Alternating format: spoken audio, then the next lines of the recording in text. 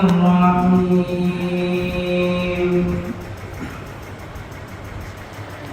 قد أفلح المؤمنون الذين هم في صلاتهم خاشعون والذين هم عن اللغو معرضون والذين هم للزكاة فاعلون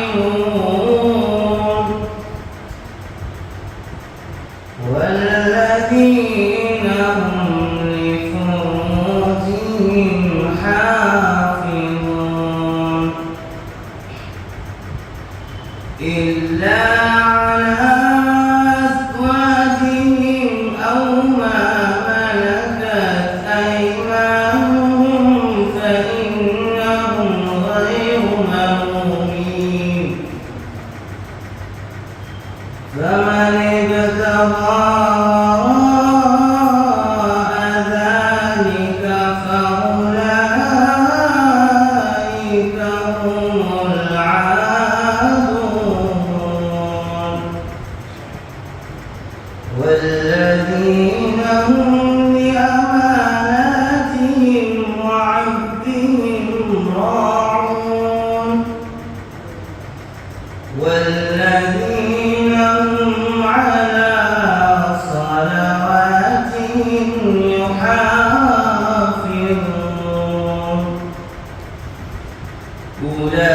أولئك هم الوارثون صدق الله العظيم.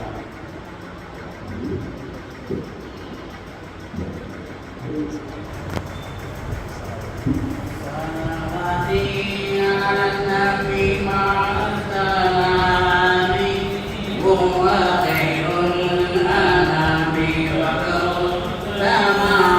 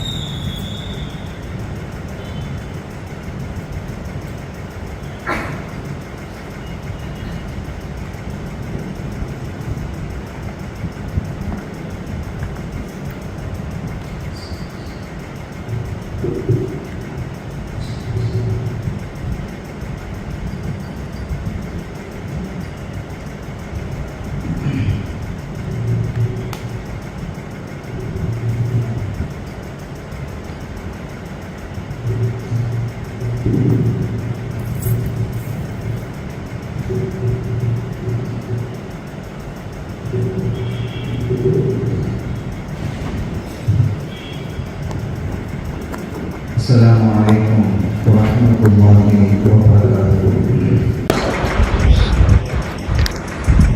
حمدا لمن خلق الإنسان وعلمه البيان، والصلاة والسلام على رسول الله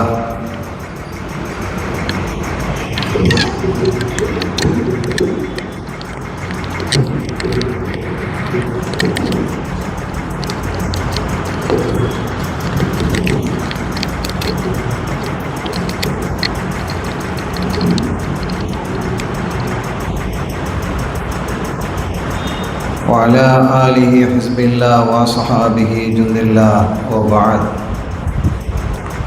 وقد قال الله تعالى في القرآن العظيم والفرقان المجيد: أعوذ بالله من الشيطان الرجيم، بسم الله الرحمن الرحيم، إن الدين عند الله الإسلام. சங்கைக்குரிய அல்லாஹ்வின் நல்லடியார்களே, எல்லாம் வல்ல அல்லாஹுவின் பேரருளும் நபிகள் நாயகம் ஸல்லல்லாஹு அலைஹி வஸல்லம் அவர்களது நல்லாசியும் நம் அத்தனை பேர் மீதும் நிலவுமாக. அல்லாஹும் அவரது ரசூலும் எந்தெந்த காரியங்களை எடுத்து நடக்க வேண்டும் என்று நமக்கு கட்டளையிட்டுள்ளார்களோ அவை அனைத்தையும் எடுத்து நடக்கவும், எவைகளை தவிர்த்து நடக்க வேண்டும் என்று உத்தரவு பிறப்பித்துள்ளார்களோ அவை அனைத்தையும் தவிர்த்து நடக்கவும் ஆரம்பமாக எனக்கும் உங்களுக்கும் நான் வசியத்து செய்து கொள்கிறேன். அல்லாஹ் தௌஃபீக் செய்வானாக. ஆமீன். சங்கைக்குரிய பெருமக்களே, நமது காயல் மாநகர் மஸ்ஜித் மீகாயில் மற்றும் ஜலாலியா சங்க ஜமாத் நடத்தும் 4 ஒலிமார்களினுடைய கந்தூரி வைபவம் இது. அஷேக் சாலார் மரைக்கார் ஒலியுல்லா ரதியல்லாஹு தஆலா அவர்கள், குதுபுஸ் ஜமான் அஷேக் சுலைமான் ஒலியுல்லா ரதியல்லாஹு தஆலா அவர்கள், மாதிஹ் ரசூல் சாஹிபுல் உத்ரியா மத்தாஹு தாஹா அஷேக் சதபத்துல்லா அப்பா ஒலியுல்லா ரதியல்லாஹு தஆலா அவர்கள், அஷாயிருல் ஃபசீர் அஷேக் ஷாம் ஷிஹாபுத்தீன் ஒலியுல்லா ரதியல்லாஹு தஆலா அவர்களினுடைய இந்த உரூஸ் முபாரக்கை முன்னிட்டு முதலாம் தினமாகிய இன்றைய தினம் இந்த உரை வித்ரியா கூறும் விண்ணக பயணம் என்ற ஒரு குறுந்தலைப்பின் கீழ் இன்ஷா அல்லாஹ் அமையும். நம்முடைய பாட்டனார் சதபத்துல்லா அப்பா நாயகம் ரதியல்லாஹு தஆலா அன்ஹு அவர்கள் தங்களினுடைய அற்புதமான இந்த வித்ரியா ஷரீஃபில் கண்மணி நாயகம் ஸல்லல்லாஹு அலைஹி வஸல்லம் அவர்களுடைய வாழ்க்கையை, வரலாற்றை, போதனைகளை மிக அற்புதமாக வடித்திருக்கிறார்கள். அது ஒரு தன்னிகரற்ற காவியமாக திகழ்கிறது. அதனுடைய ஒவ்வொரு வார்த்தைகளும் ஆச்சரியம் மிகுந்ததாக அமைகிறது. அரபு இலக்கியம் படைத்தவர்களுக்கு இதனுடைய அற்புத போங்கு புரியும். அவ்வளவு அழகு, அவ்வளவு அருமை, அவ்வளவு நேர்த்தியாக அப்பா அவர்கள் இதை யாத்திருக்கிறார்கள். அதிலிருந்து ஆயிரக்கணக்கான வரிகளிலிருந்து, பாடல்களிலிருந்து இன்றைக்கு நாம் எடுத்துக்கொண்டது ஒரே ஒரு பைத்து மட்டும். 5 அடிகள் கொண்ட ஒரு பைத். இந்த வித்ரியாவில் எல்லாமே 5 வரிகள் கொண்ட பைத்தாக அமைந்திருக்கிறது. தஹ்மீஸ் அப்படின்ட்டு சொல்கிறது. ஏற்கனவே இந்த வித்ரியா 2 வரிகளாக இருந்தது. அப்துல்லா அல் பக்தாதி நாயகம் இதை எழுதியிருந்தாங்க ஆரம்பத்தில். அப்பா அவர்கள் அதை 5 வரியாக என்ன செய்தார்கள், மீண்டும் ஆக்கி, அது 21 கன்னி தான் இருந்தது. அப்பா அவர்கள் 29 கன்னிகளாக ஆக்கினாங்க. மீமில் மட்டும் 30 கன்னிகள் இருக்கிறது. 22வது கன்னியிலிருந்து 29வது கன்னி வரை அத்தனையும் 5 வரியும் அப்பா எழுதியது தான். மற்றவைகளில் முதல் 3 வரி அப்பாவுடையது, பிந்திய 2 வரி பக்தாதி நாயகத்துடையது. இதை பற்றிய நீண்ட நெடிய விளக்கங்கள் இருக்கிறது. ஏன் இந்த வித்ரியாவை அப்பா எழுதுனாங்க அப்படிங்கிற காரணங்களை எல்லாம் முன்னால் நம்ம பேசியிருக்கிறோம். இப்போ நான் அந்த செய்திக்கு சொல்லலை, ஏன்னா இது ரொம்ப நீண்ட நெடிய செய்திகளாக பேச வேண்டிய வரலாறு.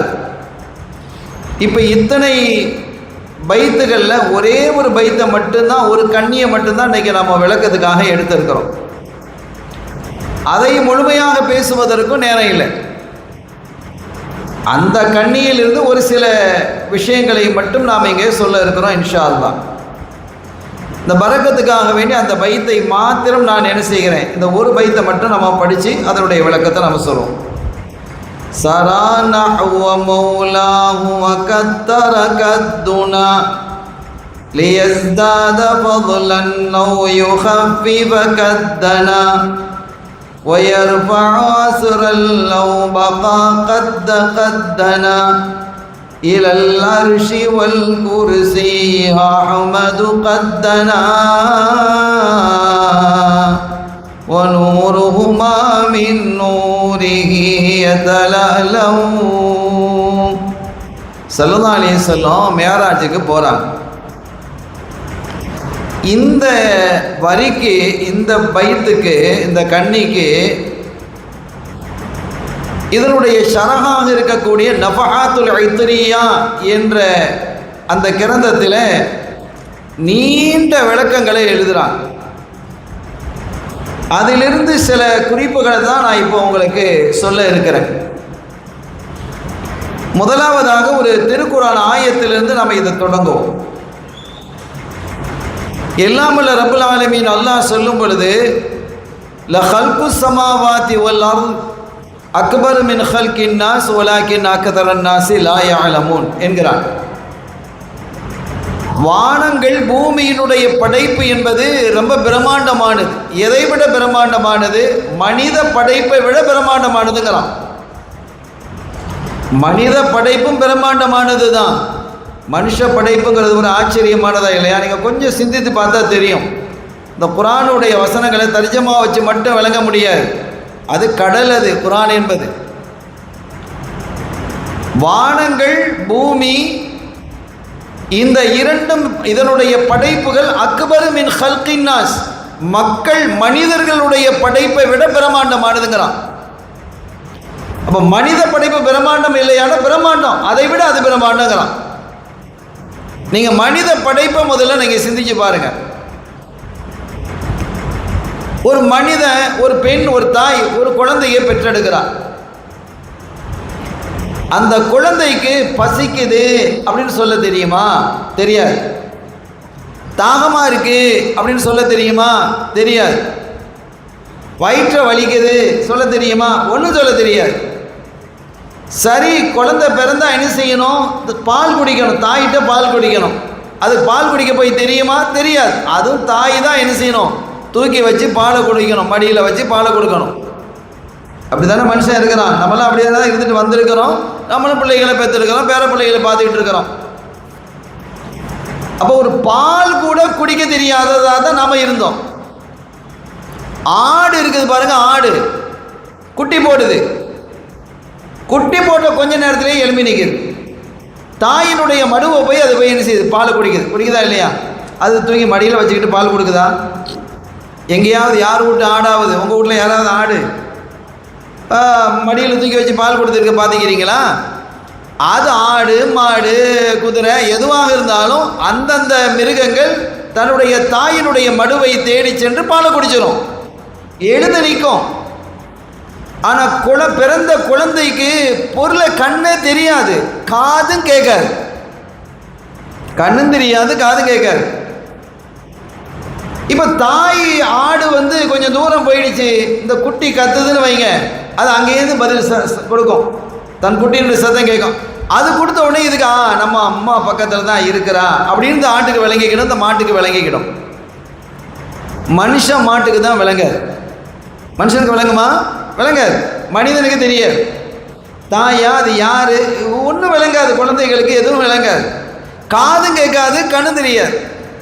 முதலாவதாக காது திறக்கும், சப்தம் தான் கொஞ்ச நாள் போனோன்னு காது திறக்கும். அப்போ அந்த தலையை அங்கங்கே திரும்பும், தெரியாது.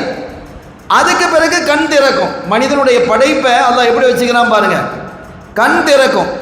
அப்படி கண் திறந்த போது இப்போ எத்தனை கலர்கள் இங்கே இருக்கு, இந்த கலர்லாம் தெரியாது, பிளாக் அண்ட் ஒயிட்டாக தான் இருக்கும் எல்லாமே. குழந்தைகளுக்கு எப்படி இருக்கும்? பிளாக் அண்ட் ஒயிட்டாக தான் இருக்கும், கலர்ஸ்லாம் தெரியாது. கலர் தெரியாது கொஞ்சம் காலம் போகும். இப்படி போய் போய் போய் அவன் வளர்ந்து பேசி ஆடி ஓடி ஆட்டம் பாட்டம் கூத்து கும்மாளம், அல்லது ஒரு பெரிய அறிஞராக அல்லது பெரிய விளையாட்டு வீரனாக திறமை மிக்கவனாக எப்படிலாம் வளர்றான், நாட்டையே ஆளக்கூடியவனாக மாறுறான். இதெல்லாம் எவ்வளோ பெரிய ஆச்சரியம். எத்தனையோ கண்டுபிடிப்புகளை கண்டுபிடிக்கிறான். ஒரு 100 வருஷத்துக்கு முன்னால் இந்த ஃபேன் இருந்ததா? விமானம் இருந்ததா? இன்னைக்கு வீட்டில் உட்காந்துக்கிட்டு இப்போ இந்த நிகழ்ச்சியை பார்த்துக்கிட்டு இருக்கிறாங்களா இல்லையா? வீட்டில் உட்காந்து நான் ஊரில் இல்லை, மாநிலம் கடந்து நாடு கடந்து கண்டம் கடந்து பார்க்குறாங்க. ஒரே நேரத்தில் பார்க்க முடிகிறதா இல்லையா? இதெல்லாம் மனித கண்டுபிடிப்பு தானே, மனுஷன் கண்டுபிடிச்சதானே இல்லையா? அப்போ எவ்வளோ ஆச்சரியமாக மனிதன் வளர்ந்துட்டான். அந்த ஆடு, அந்த ஆட்டுக்குட்டி, நம்ம சாப்பிட்ற வகைகள் எடுத்துக்கோங்களேன். சாப்பிடக்கூடிய வகை ஒரு காலகட்டத்தில் மனுஷன் என்ன செஞ்சான்? பொரிச்சு சாப்பிட்டானா? இல்லை. ஒரு கோழியாக இருந்தால் அந்த கோழியை சுட்டு சாப்பிட்டான். முதல்ல பச்சையாக சாப்பிட்டான், அதுக்கப்புறம் சுட்டு சாப்பிட்டான். இன்றைக்கி கோழியில் எத்தனை வகை? டிசைனாக சொல்கிறான். ஹரியாலிங்கிறான், சிக்கன் 65ங்கிறான், தந்தூரிங்கிறான், என்னெல்லாமோ சொல்கிறான். வகை வகையான கோழியினுடைய பேர் வகையாக மாறி போச்சு, வகை வகையாக ருசி ஆயிடுச்சு. என்ன மாதிரி உடைகளை மனிதன் போடுறான்? டிசைனாக மனிதன் உடைகள் போடுறானா இல்லையா? அப்போ இதெல்லாம் கண்டுபிடிச்சது யாரு? மனுஷன் தானே. அப்போ மனிதனுடைய அறிவு அப்படியே வளர்ந்து வளர்ந்து வளர்ந்து ஒரு உச்சத்தை தொடுகிறது. ஆச்சரியமான படைப்புகளை அவன் கண்டுபிடிக்கிறான். விமானங்களை கண்டுபிடிக்கிறான். எவ்வளவு பெரிய சுமைகள் அதை சுமந்துக்கிட்டு போகுது. அதே மாதிரி ராக்கெட்டை கண்டுபிடிக்கிறான். அது எவ்வளவு தூரம் போகிறது. சந்திர மண்டலத்தில் போய் இறங்குது, செவ்வாய் கிரகணத்தில் போய் இறங்குது, பல லட்சம் கிலோமீட்டரை கடந்து போகுது. இதெல்லாம் மனிதனுடைய கண்டுபிடிப்பு இல்லையா? இந்த மொபைல் எவ்வளோ பெரிய விஷயமாக இருக்கிறது. ஒரு காலத்தில் ஃபோன் பேசுகிறது தான் இந்த பிள்ளைகளுக்கெல்லாம் என்னென்ன தெரியாது. ஃபோன்லாம் வீடுகளில் ஃபோன்லாம் கிடையாது. இந்த சுற்றி பேசுகிற ட்ரிங் அடிக்குது இல்லை, இந்த ஃபோன்லாம் வீடுகள் எல்லா வீடுகளையும் இருக்காது. பெரிய யார் வீட்டில் இருக்குதோ அவங்க பெரிய பணக்காரர். பணக்கார வீட்டில் தான் ஃபோன் இருக்கும். இன்றைக்கி எல்லாரும் துப்புரவு தொழிலாளர்கள் கையிலையும் ஃபோன் இருக்குது, விவசாயிகள் கையில் ஃபோன் இருக்குது, செல்வந்தர் கையில் ஃபோன் இருக்குது, ஆசிரியர் கையில் ஃபோன் இருக்குது, பசங்க கையில் ஃபோன் இருக்குது. தெருவில் உட்காந்துக்கிட்டு மணிக்கணக்காக ஃபோன்லேயே உட்காந்துருக்கான். அப்போ அந்த ஃபோனின் மூலமாக உலகத்தில் உள்ள அத்தனையும் அவன் காண முடிகிறது. இதெல்லாம் மனித கண்டுபிடிப்பு இல்லையா? ஆனால் அவன் பிறக்கும்போது எப்படி பிறந்தான்? பேச தெரியாது, பார்க்க தெரியாது, கேட்க தெரியாது, பால் குடிக்க தெரியாது, தாய் யாருன்னு தெரியாது, அம்மா யாருன்னு தெரியாது, வாப்பா யாருன்னு தெரியாது, ஒன்றும் தெரியாது. ஒன்றும் இல்லாதவனாகத்தான் அவன் இருந்தான் என்று அல்லாஹ் சொல்கிறான். ஆனால் இப்போ அவன் வளர்ந்த பிறகு எங்கே போயிட்டான்? எங்கேயோ போயிட்டான்ல. ஆனால் பிறந்த உடனே எழுந்து நின்று தன் தாய் யார் என்று கண்டுபிடிச்சி அந்த தாயினுடைய மடுவில் போய் பால் குடித்த அந்த ஆட்டுக்குட்டி இன்றைக்கி எப்படி இருக்குது? அதே ஆட்டுக்குட்டி தான். இன்றைக்கி அது சிக்கன் 65 சாப்பிடுதா? பொரிக்க தெரியுமா? பேங்கில் டெபாசிட் பண்ண தெரியுமா? வீடு கட்ட தெரியுமா? அன்னைக்கு இருந்த காக்கை இன்றைக்கி அதே கூட்டு தான். வகை வகையான இன்றைக்கி வீட்டுக்குள்ளேயே நீச்சல் குளத்தை கொண்டு வந்துட்டான், வீட்டுக்குள்ளேயே தியேட்டரை கொண்டு வந்துட்டான். ஆனால் அன்றைய காலத்தில் இருந்த அந்த காக்கை கூடு இன்னைக்கு அதே காக்கை கூடு தான். அந்த ஆடு கட்டுறது அந்த தொழுவம் தான், அந்த மாடு அந்த தொழுவம் தான், அதில் தான் வாழுது. அப்படி தானே வாழுது. அது ஏதாவது கண்டுபிடிச்சிருக்குதா? பைக் ஓட்டுமா ஆடு? யார் ஓட்டு ஆடா? அது பைக் ஓட்டுதான். யார் ஆடாவது கார் ஓட்டிக்கிட்டு போகுதா? சைக்கிள் ஓட்டுதா? ஒன்றும் இல்லை. ஃபோன் பார்க்க தெரியுமா? அதுக்கு தெரியாது. பேங்கில் போய் பணம் எடுக்க தெரியுமா? போட தெரியுமா? ஒன்றும் தெரியாது. இப்போ இதெல்லாம் மனித வளர்ச்சி இல்லையா? ஒன்றும் இல்லாமல் இருந்தவன் எங்கேயோ வந்துட்டான். ஆனால் பார்க்க தெரிந்த, கத்த தெரிந்த, தாயினிடத்தில் போய் பால் குடிக்க தெரிந்த, பார்க்க தெரிந்த அந்த ஆட்டுக்குட்டி அப்படியே தான் இருக்குது, ஒரு வளர்ச்சியும் கிடையாது. இதனால் தான் அல்லாஹ் சொல்றான், மனித படைப்பு பிரம்மாண்டமான படைப்பு தான். அந்த படைப்பை விட பிரம்மாண்டம் எது? வானம் பூமியினுடைய படைப்பு. அந்த அதையும் அல்லாஹ் முதல்ல எதை சொல்றான்? வானங்கள் என்கிறான். பூமியினுடைய படைப்பை விட வானத்தில், பூமியில் எத்தனை ஆச்சரியமான படைப்புகள்லாம் இருக்கு. சில பகுதிகளுக்கு போனால் சுபஹானல்லாஹ் அவ்வளோ கண்கொள்ளா காட்சியாக இருக்கும். அந்த கேரளாலெலாம் அந்த சீனரிகளை பார்த்தா ரொம்ப ஆச்சரியமாக, அதை விடுத்து எழுந்து வரவே மனசு இருக்காது. அதே மாதிரி சுவிட்சர்லாந்து போன்ற எத்தனை நாடுகள் இருக்குது, அவ்வளோ அழகாக இருக்கும். கடல்களை பார்த்தா எவ்வளோ அழகாக இருக்கிறது. ஆறுகள் எவ்வளவு, நீர் வீழ்ச்சிகள் எப்படியெல்லாம் இருக்கு, வகை வகையான அல்லாஹ் எப்படியெல்லாம் நான் வச்சிருக்கிறான் துனியாவில். ஆச்சரியம் இல்லையா? ஆறு ஓடுற மாதிரி மணல் ஆறு இருக்கு. மணல் அப்படியே ஓடும் ஆறு. அரபகத்துல எல்லாம் அது இருக்கு. பாலைவனங்கள்ல ஒரு பகுதியில் தண்ணி ஓடுற மாதிரி மணல் ஓடிக்கிட்டே இருக்கும். இப்படி எத்தனையோ அதிசயங்கள் எல்லாம் அந்த பூமியில வச்சிருக்கிறான். அதையெல்லாம் தாண்டிய அதிசயம் எங்கே இருக்கிறது என்றால் வானத்திலே இருக்கிறது. அந்த வானத்தினுடைய படைப்பு என்பது பிரம்மாண்டமானது என்று வல்ல அல்லாஹ் என்ன செய்கிறான், அவனுடைய அருள்மறையாம் திருக்குறானில் சொல்றான். அது ஹதீதுகளையும் இடம்பெறுகிறது. அதே மாதிரி நம்முடைய அப்பா அவர்கள் தங்களுடைய வித்ரியாவிலே ஆரம்பத்திலேயே இந்த மேராஜினுடைய விஷயத்தை எடுத்து வானங்களினுடைய அதிசயங்களை பற்றி நிறைய பேசுகிறாங்க. இது எல்லாத்தையும் சொல்வதற்கான கால அவகாசம் இல்லை. ஒரு சில விஷயங்களை மாத்திரம் இன்ஷா அல்லாஹ் நாம் சொல்வோம். இந்த வானத்தை அல்லாஹ் சொல்கிறான், இந்த வானம் எப்படி படைக்கப்பட்டிருக்கிறது என்று நீங்கள் பார்க்க வேணாமா? வயில சமாய் கைஃப ருஃபியத், இந்த வானம் எப்படி உயர்த்தப்பட்டிருக்கிறது என்று நீங்கள் ஆய்வு செய்ய மாட்டீர்களா, பார்க்க மாட்டீங்களா அப்படின்னு கேட்குறான். இப்போ இந்த கட்டிடத்துக்கு அடுத்தது எத்தனை தூண் இருக்கு? இந்த கட்டிடத்துக்குள்ள எத்தனை தூண் இருக்கு? வானத்துக்கு எத்தனை தூண் இருக்கு? ஒன்றும் இல்லையே. எப்படி நிற்கிது அது? ஆச்சரியம் இல்லையா? அப்போ கைர் இமாத், தூண்கள் இல்லாமல் நான் எப்படி உயர்த்தி வைத்திருக்கிறேன் என்று நீங்கள் பார்க்க வேண்டாமா அப்படின்னு கேட்குறான். இதை ஆய்வு செய்து தான் நிறைய பாலங்களை இன்னைக்கு கட்டுறான். இடையில தூண்கள் வராமல் மேலே கொண்டு வந்து வச்சிடுறது. அந்த மாதிரி விஷயங்களை இந்த ஆயத்தை அடிப்படையாக வைத்து இன்னைக்கு கண்டுபிடிச்சிருக்கிறான். இப்போ வானம், அந்த வானத்தை பார்ப்பதற்கு, அந்த வானத்தில் உள்ள அதிசயங்களை காண்பதற்கு நம்ம இதயவேந்தர் காத்தமுர் ரசூல் முஹம்மது ரசூலுல்லாஹி ஸல்லல்லாஹு அலைஹி வஸல்லம் அவர்கள் என்ன செய்கிறாங்க, போகிறாங்க, அல்லாஹ்வை சந்திக்க போகிறாங்க வானத்தில். அப்போ போகும்போது அங்கே நிறைய செய்திகள், நிறைய காட்சிகள், பைத்துல் மக்தஸில் நிறைய நிகழ்வுகள். இது எதையுமே நம்ம இப்போ பேச போகிறதில்லை. நம்ம வானத்திலே உள்ள செய்திகளை மட்டும் கொஞ்சம் நம்ம என்ன செய்ய போகிறோம், கொஞ்சம் நேரம் பேச போகிறோம். முதலாவதாக என்னென்னா, வானத்தில் போன உடனே ஒரு வாசல் இருக்குது, வானத்தின் வாசல். இன்னைக்கு இடையில கண்டுபிடிச்சிருக்கிறான், விஞ்ஞானிகள்லாம் அதை பற்றி எழுதுகிறாங்க, வானத்திற்கு வாசல் இருக்குதுன்னு. அப்போவே அது ஹதீதில் வந்துருச்சு, வானத்துக்கு வாசல் இருக்குது. அந்த வாசல் வழியாக தான் மலக்குமார்கள் உள்ளே போவாங்க, கீழே இறங்குவாங்க. பாபுல் ஹஃபலா என்று அதற்கு பெயர். பாபுல் ஹஃபலா, பாதுகாப்பு வாயல் அப்படின்னு, செக்யூரிட்டி பண்ணப்பட்ட வாயல். அதுக்குள்ளே ஷைத்தான் உள்ள நுழைய முடியாது, ஜின்கள் உள்ளே போக முடியாது. மலக்குமார்கள் வந்து போயிட்டு இருப்பாங்க. அப்போ அதற்கு அந்த வாசலுக்கு ஒரு முதலாவது வானத்தினுடைய பொறுப்பாளர் ஒரு ஆள் இருக்கிறாங்க, மலக்கு. அந்த மலக்கு பேர் இஸ்மாயில் அலைஹிஸ்ஸலாம். அவங்க தான் அதனுடைய பொறுப்பாளராக இருக்கிறாங்க. அவங்க அங்கே தான் இருப்பாங்க. ரெண்டாவது வானத்துக்கு போனது இல்லை, வானத்தை விட்டு கீழே வந்ததும் இல்லை. அந்த முதல் வானத்தை விட்டு அவங்க மேலே ஏறினதே கிடையாது. படைக்கப்பட்ட காலத்திலிருந்து முதல் வானத்திலே இருக்கிறாங்க. கீழே இறங்கினதும் கிடையாது. ஒரே ஒரு தடவை கீழே இறங்கினாங்க. எப்போ இறங்கினாங்க? நமது கண்மணி ஸல்லல்லாஹு அலைஹி வஸல்லம் அவர்கள் வஃபாத்தான போது அந்த ஜனாசாவிலே கலந்து கொள்வதற்காக 70,000 தலைமை மலக்கு, அவங்களுடைய அசிஸ்டண்ட், அவங்களாம் தளபதிகள் தான். அந்த மலக்குமார்களுடைய இதில் என்ன செஞ்சாங்க, 70,000 பேரோட கீழே வர்றாங்க. அந்த 70,000 பேரும் லீடர்ஸ் தான்.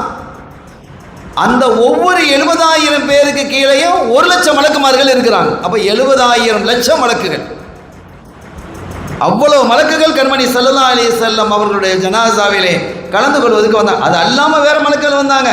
இவங்க தலைமையில் வந்தது இந்த இஸ்மாயில் அலைஹிஸ்ஸலாம் என்ற முதல் வானத்தில் இருக்கக்கூடிய அவர்களுடைய தலைமையிலே வந்தது.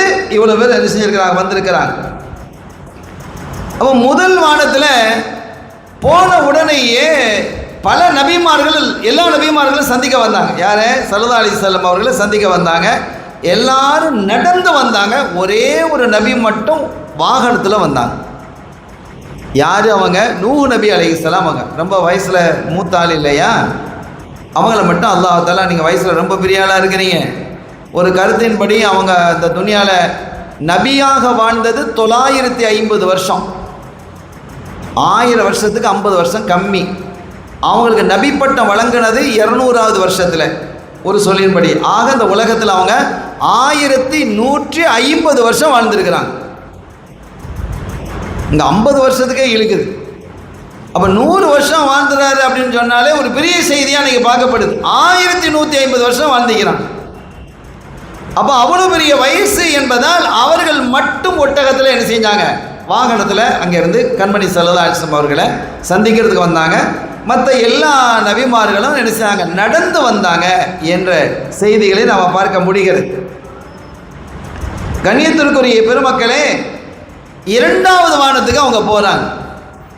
இந்த முதல் வானத்தை செய்திலாம் சொல்லல. முதல் வானத்தை ஆத நபி இருக்கிறாங்க, அவங்க பார்த்து சிரித்தாங்க, வந்து வலது பக்கம் பார்த்து சிரித்தாங்க, இடது பக்கம் பார்த்து அழுதாங்கலாம், அது இதுகள் இருக்குது. நம்ம அந்த செய்திக்கெல்லாம் போகலை. முக்கியமான சில குறிப்புகளை மாத்திரம் நாங்கள் தந்துட்டு போகிறேன்.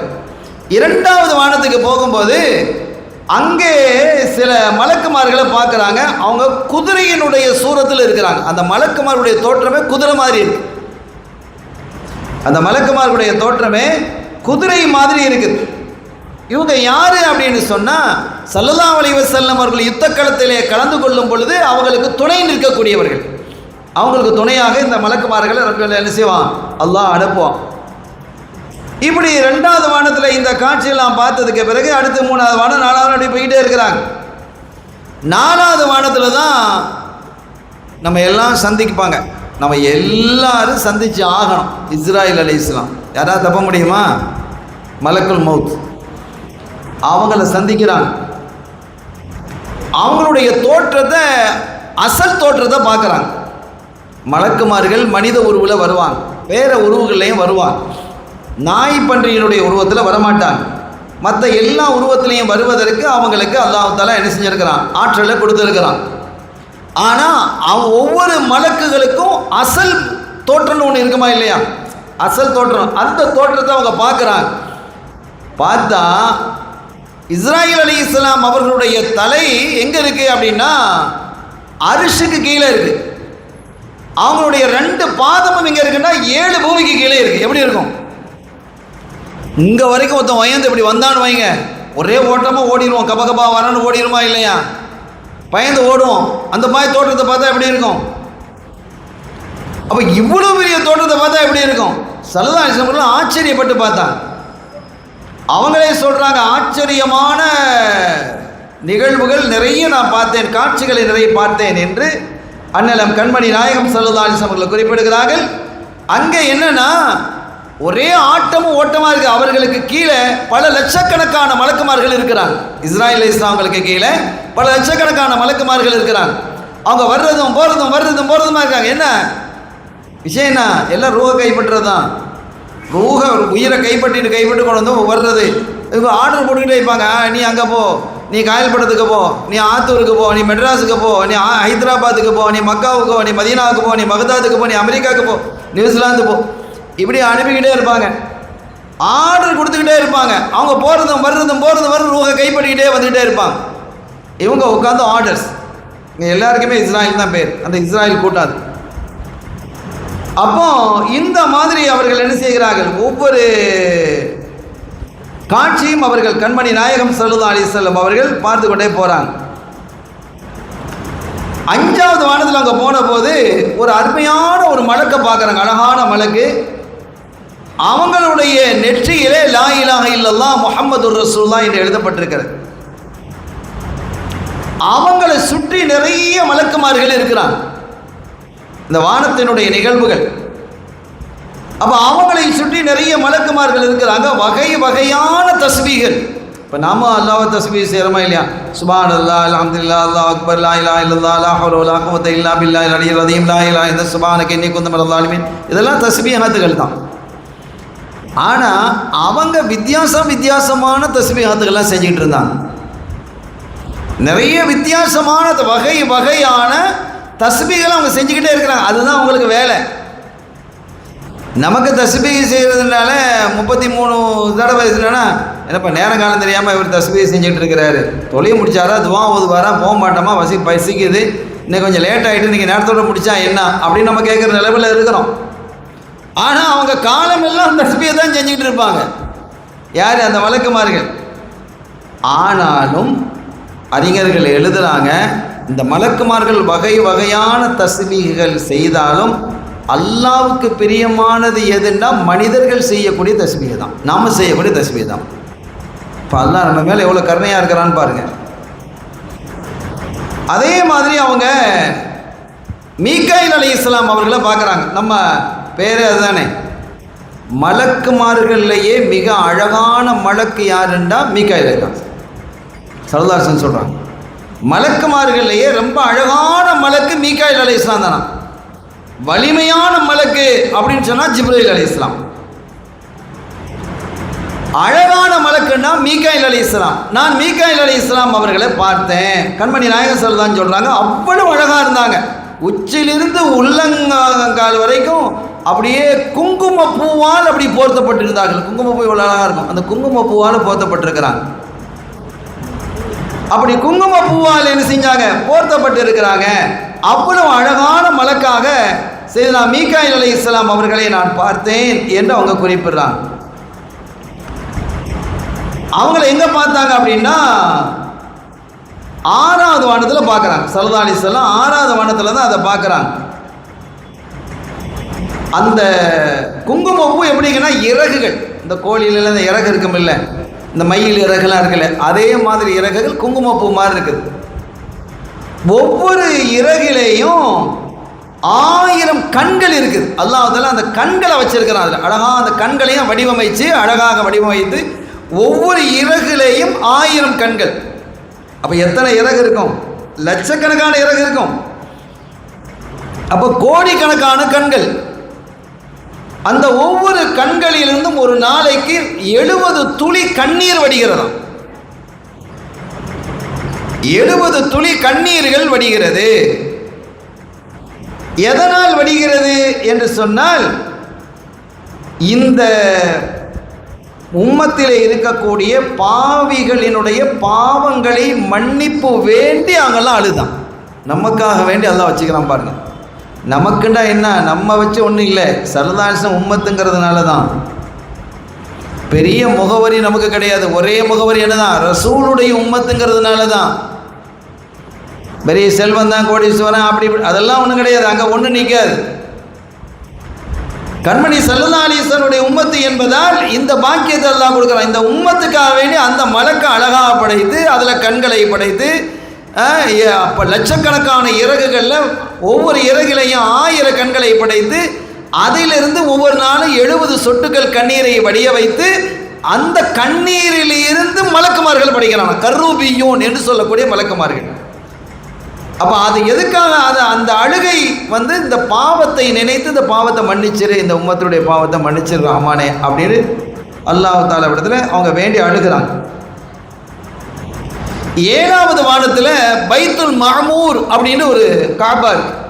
நம்ம காபா இருக்குல்ல, அதே மாதிரி காபாங்கிறது 15 காபா, மொத்தம் 15 காபாக்கள் இருக்கிறது. ஒவ்வொரு வானத்திலையும் ஒரு காபா இருக்கு. ஒவ்வொரு பூமிக்கு கீழும் ஒரு காபா இருக்கு. அப்போ எத்தனை ஆச்சு? 14 காபா. பூமிக்கு மேலே ஒரு காபா, மக்காவில் இருக்கக்கூடிய காபா. எல்லா காபாவை சுற்றியும் இபாதத்து நடந்து கொண்டிருக்கிறது. வித்தியாசமான வகை வகையான படைப்புகளை படைத்து அல்லாஹ் தஆலா என்ன செய்யலாம், பூமிக்கு கீழேலாம் இபாதத்து நடந்துகிட்டு இருக்குது. ஆனாலும் காபாக்களிலே சிறந்த காபா எது என்றால் இந்த புனிதமான மக்காவில் இருக்கக்கூடிய காபா தான் சிறந்த காபா. அந்த வணக்கம் தான் அல்லாஹ்வுக்கு மிக பிரியமானது. அல்லாஹ் தஆலா அந்த காபாவுக்கு போகக்கூடிய பாக்கியத்தை தருவானாக. புனிதமான உம்ரா, ஹஜ்ஜு, ஜியாரத்து செய்யக்கூடிய பாக்கியத்தை அல்லாஹ் தருவானாக. அந்த காபாவுக்கு அருகிலே இருந்து இபாதத் செய்யக்கூடிய பாக்கியத்தை அல்லாஹ் நமக்கு தருவானாக. அப்போ அந்த பைத்துல் மாமூர் என்று சொல்லக்கூடிய அந்த காபா இருக்கு, அது இந்த காபாவுக்கு நேராக இருக்கு. எல்லா காபாவும் கோடு பிடித்த மாதிரி இருக்குமா, நேராக தான், எந்த மாற்றம் இல்லாமல் நேராக இருக்கு. அந்த பைத்துல் மாமூருடைய காபா என்ற அந்த 7வது வானத்தில் இருக்கக்கூடிய அந்த காபாவுக்கு வெளியில இப்ராஹிம் அலைஹிஸ்ஸலாம் உட்கார்ந்துருக்கிறாங்க. 6வது வானத்தில் மூசா நபி, 7வது வானத்தில் இப்ராஹிம் அலைஹிஸ்ஸலாம் அந்த பைத்துல் மாமூருக்கு வெளியில் அதை சாஞ்சு உட்கார்ந்துருக்கிறாங்க. எதுக்கு பக்கத்தில்? அதனுடைய வாசலுக்கு பக்கத்தில். அந்த வாசல் என்பது பச்சை மரகதத்தால் உருவாக்கப்பட்டிருக்கு. அந்த வாசலை மட்டும் விற்றா போதும் இந்த துனியாவே வாங்கிடலாம், வேறு ஒன்றும் தேவையில்லை. அந்த வாசலை மட்டும் விற்றாலே இந்த துனியாவை வாங்கலாம். அப்போ எவ்வளோ பெரிய கோடீஸ் வரணும், என்ன செய்ய முடியாது, நிற்க முடியாது. அதானி அம்பானி ஒத்தனும் வர முடியாது. அப்போ அந்த அளவிற்கு மகத்தான ஒரு அற்புதத்தை அல்லாஹ் என்ன செஞ்சிருக்கிறான், அந்த பைத்துல் மாமூரில் அல்லாஹ் வச்சிருக்கிறான். 4வது வானத்தில் நஹ்ருல் ஹயா, ஜீவ நதி அப்படின்னு ஒரு நதி ஓடுது. 4வது வானத்தில் ஒரு ஜீவ நதி, நஹ்ருல் ஹயாத், ஹயா என்று சொல்லக்கூடிய ஜீவ நதி ஒன்று ஓடுது. அதில் நடுநிசையில் ஜிப்ரீல் அலைஹிஸ்ஸலாம் போய் முங்குவாங்க, குளிப்பாங்க. குளிச்சு என்ன செய்வாங்க, அப்படி ஒரு தடவை அப்படி முங்கிட்டு வெளியில் வந்து அவங்களுக்கு நபிமா மலக்குமார்களுக்கு ரெக்கை இருக்கல, ஒளி அஜ்னிஹாங்கிறான் அல்லாஹ், அவர்கள் ரெக்கை உடையவர்கள் என்று குர்ஆன் சொல்லுது. அந்த ரெக்கையை என்ன செய்வாங்க, அப்படி உதறுவாங்க. உதறினா என்ன செய்யும், அப்படி தண்ணி துளி துளியாக வருமா இல்லையா, ஒவ்வொரு துளியிலிருந்து ஒரு மலக்கு படைக்கப்படுறாங்க. என்ன கணக்கு நீங்கள் வச்சுக்கங்களேன், ஒவ்வொரு நாளும் குளிச்சு இப்படி உதறுனா எத்தனை லட்சம், அவங்களே பிரம்மாண்டமானவங்க. அவர்களுக்கு 600 ரெக்கை இருக்குதுன்னு ஒரு செய்தி இருக்குது. 600 ரெக்கையிலையும் எத்தனை இறகுகள் இருக்கும், அதிலிருந்து சொட்டுக்கள் விழுந்தால் எத்தனை லட்சக்கணக்கான மலக்குமார்கள் அதிலிருந்து படைக்கப்படுறாங்க. அவர்கள் எல்லாம் அந்த அப்படி படைக்கப்பட்ட மலக்குமார்கள் எல்லாரும் இந்த பைத்துல் மாமூருக்குள்ளே போகிறாங்க. போனவங்க வெளியில் வர்றது இல்லை. அல்லாஹ் தன்னுடைய அந்த கிப்ரியத், பெருமைத்தனத்தை காட்டுறான். நான் எவ்வளோ வலிமையானவன், எவ்வளோ பெருமைக்குரியோம் அப்படிங்கிறது. நீங்கள் என்ன பணம் படைத்தாலும், என்ன அறிவு படைத்தாலும், என்ன அழகு படைத்தாலும் நாம் பெருமைக்குரியவர்கள் அல்ல. அது அல்லாஹ் தந்தது. அப்போ ஒரு நாளைக்கு எத்தனை லட்சம் மலக்குமார்கள் அந்த பைத்துல் மாமூருக்குள்ளே போகிறாங்க. போனவங்க திரும்பி வர்றது இல்லைன்னா அது எவ்வளோ பெருசாக இருக்குன்னு நீங்கள் யோசிங்க. அது எவ்வளோ பிரம்மாண்டமாக இருக்கணும். இப்போ அவ்வளோ பெரிய மஸ்ஜிதாக அந்த பைத்துல் மாமூர் இருக்கிறது என்பதை நாம் புரிந்து கொள்ளணும். அதற்கு பிறகு ஸல்லல்லாஹு அலைஹி வஸல்லம் அவர்கள் சொர்க்கத்தை பார்க்குறாங்க. அது தனி செய்தியாக பேச வேண்டியது. இந்த சொர்க்கத்தினுடைய அழகு இருக்கே, அல்லாஹ் நமக்கு அதை நசீபாக்கி பாக்கியமாக்கி வைக்கட்டும். நம்முடைய பெற்றோருக்கும், நம்முடைய பிள்ளைகளுக்கும், நம்முடைய உஸ்தாத்மார்களுக்கும், நம்முடைய ஷேഖமார்கள், நம்முடைய பிள்ளைகள், நம்முடைய சந்ததிகள், மாணவ மாணவிகளுக்கு அல்லாஹ் நசீபாக்கி வைப்பானாக. சொர்க்கத்தை பற்றி பேசணுங்கிறது தனி அழகு. ஸல்லல்லாஹு அலைஹி வஸல்லம் ரொம்ப அழகாக சொல்கிறாங்க, ரொம்ப அழகாக சொல்கிறாங்க. அந்த செய்திகளெல்லாம் நம்ம பேசுறதுக்கு உண்டான கால அவகாசம் இல்லை. ஒரு தகவலை மட்டும் நான் சொல்கிறேன் பாருங்கள். சொர்க்கலோகத்தில் மனுஷன் தூங்க மாட்டான். அது தெரியுமா உங்களுக்கு? தூக்கம் கிடையாது. தூக்கம் தானே சுகம், ஜாலியாக இருக்கும். தூங்குறோன்னா எவ்வளோ ஜாலியாக நமக்கு. தூங்குற நேரத்தில் காலையில் எழுப்பி அட மதரசாவுக்கு போகணும் எலும்புடா அப்படின்னா அம்மா படாத பாடுபடுவா. அடே உஸ்தாத் டைமுக்கு வர சொல்லிக்கிற, எலும்பு 5 நிமிஷம் அப்படின்னு ஒன்று வச்சுக்க. எல்லா வீட்லேயும் இந்த 5 நிமிஷம் இருக்குது. 5 மினிட்ஸுமா அப்படிமா. இந்த 5 மினிட்ஸில் எழுப்புனா நம்ம 5 மினிட்ஸ், அந்த 5 மினிட்ஸாகவே இருக்கும். நீங்கள் பாருங்கள், அந்த 5 நிமிஷங்கிறது குறையாது. நம்ம மாதி ரசூல் பிள்ளைகள்லாம் அப்படி இருக்க மாட்டாங்கன்னு நினைக்கிறேன். டைமுக்கு கிளம்பிடுறாங்க, உம்மா சொல்கிறதுக்கு முன்னாலே கிளம்பிடுறாங்களாம். அப்போ அந்த தூக்கம் என்பது வஜஅல்னா நௌமக்கும் சுபாத்தாங்கிறான் அல்லாஹ். உங்களுக்கு தூக்கத்தை களைப்பு நீங்கக்கூடியதாக ஆக்கி வச்சிருக்கிறோங்கிறான். அது எவ்வளோ சுகம் தானே. தூக்கங்கிறது ஒரு சுகம். தூக்கம் இல்லைன்னா எவ்வளோ பெரிய பிரச்சனை. ராத்திரி தூக்கம் வரல, டேப்லெட் போட்டு தூங்குறேன், டேப்லெட் போட்டும் தூக்கம் வர மாட்டேங்குது, எவ்வளோ பெரிய பிரச்சனை. உடல் அவ்வளோதான். தூக்கம் இல்லைன்றாலே மென்டலி அப்செட் ஆகிடுவாங்க.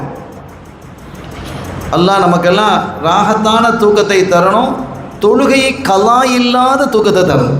தொழுகை கலா ஆக்கிடக்கூடாது. ரொம்ப கவனமாக இருக்கணும். எனவே தூக்கம் என்பது ஒரு பெரிய நியாமத்து தான். சில பேர் ராத்திரி உட்காந்து அங்கே பரலுமா அங்கே பரலுமா, சீக்கிரம் தூக்கம் வராது. ரொம்ப நேரம் கழிச்சு தான் தூக்கம் வருதும்மா. சில பேர் சுபஹானல்லாஹ் தலையை வச்சோடனே தூங்கிடுவோம்.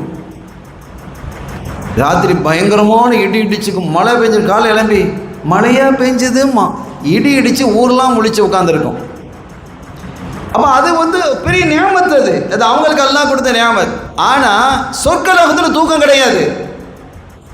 ஏன் அப்படின்னா அங்கே உங்களுக்கு களைப்பே இல்லையே. களைப்புங்கிறது அங்கே இல்லை. அங்கே எல்லாம் ஜாலி, கொண்டாட்டம், கூத்து, சுகம்தான். அங்கே சுகம் மட்டுமே இருக்கும். அங்கே இருமல் இருக்காது, காரல் இருக்காது, டாய்லெட் போகிறது இருக்காது. பாத்ரூமில் போய்கிட்டு மணிக்கணக்காக சில பேர் வயிற்று முடியல, அதெல்லாம் ஒன்றும் கிடையாது. டாக்டரு ஒன்றும் கிடையாது, எதுவும் இல்லை. அங்கே எல்லாம் இன்பம் இன்பம் இன்பம் இன்பம், அதெல்லாம் வர்ணிக்க முடியாது. சலதான் சொன்னாங்க, மாலா ஐனுன் ராத் ஒலா உதுனுன் சமியாத் ஒலா ஹதர அலா கல்பி பஷர். எந்த கண்களும் பார்த்திராத, எந்த காதுகளும் கேட்டிராத, எந்த கற்பனையும் செய்ய முடியாத அதிசயங்கள் அங்கே இருக்குங்கிறாங்க. அது போனால் தான் நமக்கு தெரியும். அதை பற்றி ஒரு சின்ன செய்தியை தான் நான் சொல்ல போகிறேன். அதை நீங்கள் பார்த்தாலும் நீங்கள் ஆச்சரியப்பட்டு போயிடுவீங்க. 2 பேர் மாப்பிள்ளையும் பொண்ணும் சொர்க்கலோகத்தில் இருப்பாங்க. அப்படி உட்காந்துக்கிட்டு கட்டையில் அப்படி சாஞ்சிக்கிட்டு 2 பேரும் உட்காந்து பேசிக்கிட்டே இருப்பாங்க, மணிக்கணக்காக பேசுவாங்க. இப்போ பொண்டாட்டிகிட்ட பேசுகிறதுக்கெலாம் நேரம் இல்லை. இருக்கா பாப்பா பேசுகிறாரா அம்மாட்ட? இல்லை, அவ ஃபோனில் உட்காந்து பேசிக்கிட்டு இருக்கிறான். எல்லாம் ஃபோனில் தான் இப்போ இருக்குது. நேரம் கிடையாது, மனைவியிட பேசுறதுக்கு நேரம் கிடையாது. அவர் பிஸியாக இருக்கிறார். நான் ஆஃபீஸுக்கு போகிறேன், அங்கே போகிறேன், அங்கே போகிறேன்னு கேட்குறாரு. சொர்க்கத்துக்கு போயிட்டா பொண்டாட்டிகிட்ட பேசுகிறதே பெரிய இன்பமாக இருக்குமா, ரொம்ப இன்பமாக இருக்குமா. ஒரு கட்டத்தில் 2 பேர் உட்காந்து பேசுவாங்களாம். சுபஹானல்லாஹ், அவ்வளோ பேச்சில் அவ்வளோ இன்பத்தை அல்லாஹ் வச்சுருப்பான். இதெல்லாம் அங்கே போனால் தான் நமக்கு தெரியும். போவோம் இன்ஷா அல்லாஹ். அப்போ 2 பேரும் உட்காந்து பேசுவாங்களாம். பேசிட்டு சரி கொஞ்சம் நம்ம எழுப்பி வெளியில் போகலாமே, கொஞ்சம் நேரம் பேசிட்டோமேன்னு. அந்த பேசி முடித்ததுக்கு பேச ஆரம்பித்து எவ்வளோ நேரம் பேசிப்பாங்க தெரியுமா? கொஞ்சம் வெளியில் போகலாம், கொஞ்சம் நேரம் பேசிட்டோமே. அந்த கொஞ்சம் நேரங்கிறது எவ்வளோ தெரியுமா? அவங்க பேசி முடியும் போது 70 வருஷம் முடிஞ்சிருக்குமா. 70 வருஷம் பொண்டாட்டிகிட்ட பேசிக்கிட்டு இருப்பான். அப்போ அது எவ்வளோ பெரிய இன்பங்கிறது இப்போ நமக்கு விளங்காது. என்னடா இது, ஒரு 5 நிமிஷம் பேசினாலே பெரிய வம்பு வந்துடுது, பெரிய தடா புடான்று. அவன் என்ன செய்கிறான், சத்தத்தை கூட்டுறான், அகப்பையை தூக்குறான், இவன் சத்தம் போடுறான், பெல்ட்டை கலத்துறான். அதெல்லாம் அங்கே நடக்குது. 5 நிமிஷத்துலேயும் இது நடக்குது. 70 வருஷமா அப்படிலாம் கற்பனை பண்ணக்கூடாது. ஆனால் அது இன்பம். இப்போ அங்கே ஒவ்வொருத்தருக்கும் வீடுகள் தரப்படும். ஆக குறைஞ்ச வீடு எவ்வளோ தெரியுமா? சும்மா நம்முடைய இதுக்கு சொல்கிறேன். நான் சொல்கிறது அதில் ஹதீஸில் வந்ததை விட சுருக்கி தான் நான் சொல்கிறேன். ஒரு வீட்டினுடைய அளவு சொர்க்கலோகத்தில் எவ்வளோ இருக்கும்? ஒரு வீடு ஆக ரொம்ப பெரிய சாலிஹானவங்க இருப்பாங்க, ஒளியாக்கள் இருக்கிறாங்க, நாதாக்கள் இருக்கிறாங்க, நபிமார்கள், ரசூல்மார்கள், அவங்களெல்லாம் நான் டச் பண்ண இல்லை. சொர்க்கத்துக்கு கடைசி சாதாரணமாக போயிருக்கக்கூடிய ஒரு மனுஷன், அவனுடைய வீடு எவ்வளோ தூரம் இருக்கும் அப்படின்னா, அவன் வீட்டினுடைய ஆரம்பம் பகுதி நம்ம காயல்படுத்துறது இருக்குன்னு வைங்க, அவனுடைய கோட்டை, அந்த வீடு முடிகிற கோட்டை வந்து மும்பைலாம் தாண்டி போயிடும். அப்போ இங்கேருந்து எங்கே போகிறது? வீட்டில் இந்த எண்ட்லேருந்து அண்டைக்கு போகிறதுக்கு ஃப்ளைட்டில் தான் போகணும். மும்பைலாம் தாண்டி போகணும். இந்த இந்தியா அளவுக்கு இருக்கும் வீடு, அவ்வளோ பெரிய. ஆனால் அதற்கான வாகனங்கள் அங்கே இருக்கும். வாகனங்கள்னா இப்போ நீங்கள் இங்கேருந்து ஏறி மும்பைக்கு போகிறீங்க, தூத்துக்குடின்னு வச்சுக்கோங்களேன். இங்கேருந்து மும்பைக்கு போகிறதா 3 மணி நேரம் ஆகும். அங்கே 3 நிமிஷம் ஆகாது. நீங்கள் இங்கேருந்து அந்த வாசலுக்கு அந்த கேட்டுக்கு போகிறதுக்குள்ளே அங்கே நீங்கள் என்ன செஞ்சிருவீங்க, இந்த எண்ட்லேருந்து அந்த எண்டுக்கு போயிடுவீங்க. அப்படி வாகனங்கள் அங்கே வச்சுருக்கிறான் அல்லாஹ்.